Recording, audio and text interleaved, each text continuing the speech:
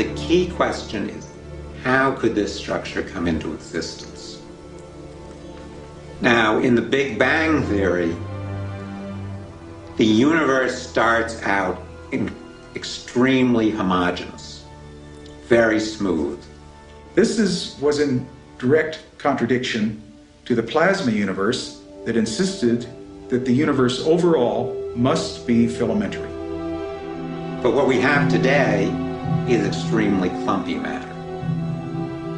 When I talk about these huge voids, the structure of voids, the matter inside the voids is less than 10%, perhaps less than a few percent as dense as the average. And the matter in the walls of these voids, where these filaments of superclusters of galaxies are located, is 10 or 20 times the average. So you have extreme clumpiness. Now, what's the problem for the Big Bang to explain this? There's a huge problem. There is not enough time since the Big Bang to form these structures. These structures are older, much older, than the time hypothesized since the Big Bang. Now, again, in interpreting the observational information, we can again go to the laboratory, which we are privileged to diagnose in any number of ways, in any number of directions, and run any number of experiments, which you can't do with the universe.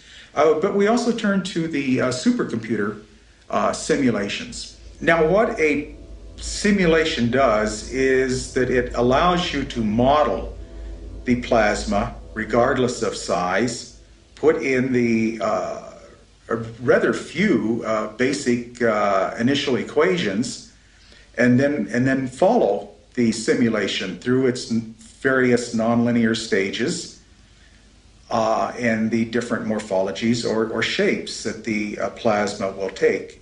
In Tony Peratt's simulations, as the current spirals into the center of the galaxy, turns around and moves out along the axis of the galaxy. In that central area where the current is extremely concentrated, there seemed again the potential for violent events. And Alfvén and Peratt raised the question, couldn't this be a way of explaining the extremely violent events that occur in the center of galaxies that are known as quasars, in which huge amounts of energy are released in what, by astronomical terms, is a relatively small amount of time.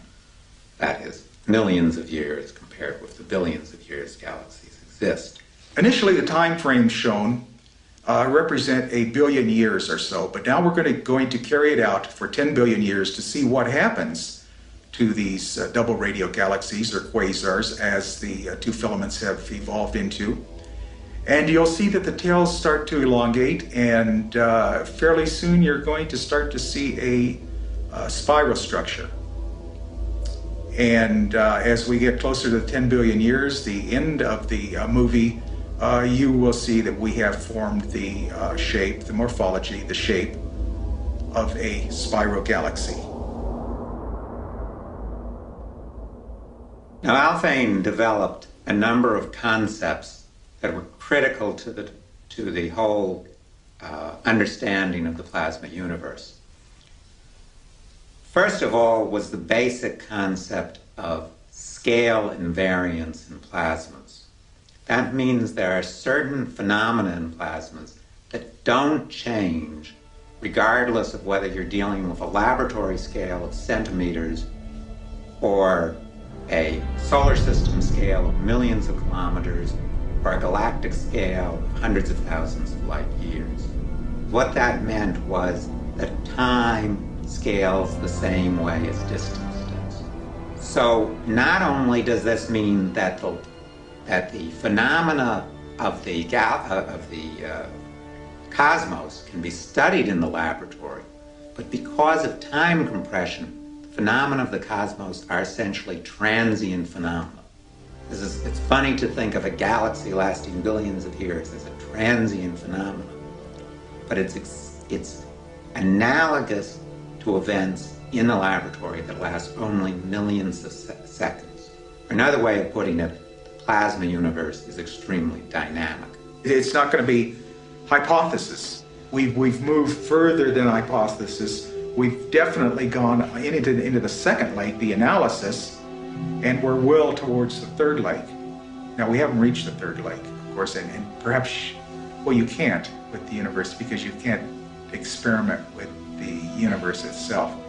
Now, of course, we, like Alfvén, his idea, indeed you can determine what's happening in the universe in an experiment, but as far as producing universes, well, we're not going to do that. So we're going to do the best we can in the laboratory. The universe that the Big Bang envisions and the universe of plasma cosmology are very different universes, and they have very different implications, and they cohere with very different ideologies of what is happening here on Earth. The Big Bang theory will collapse under its own weight of assumptions, and a more neat theory, neat interpretation of the universe will emerge.